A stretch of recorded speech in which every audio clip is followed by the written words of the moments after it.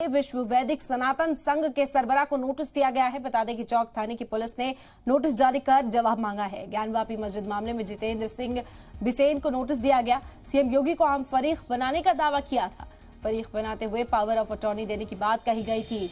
बिना सीएम दफ्तर की रजामंदी के अफवाह फैलाने का इल्जाम लगाया है उनके ऊपर। काबिले इत्मीनान जवाब न देने पर जितेंद्र के खिलाफ कार्रवाई की जा सकती है। बड़ी खबर आपको इस वक्त पहुंचा रहे हैं। ज्ञानवापी मामले से भी जुड़ी हुई विश्व वैदिक सनातन संघ के सरबराह को नोटिस जारी किया गया है।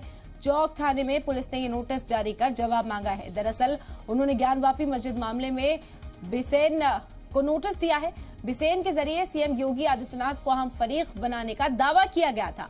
फरीक बनाते ही पावर ऑफ अटॉर्नी देने की भी बात कही गई थी।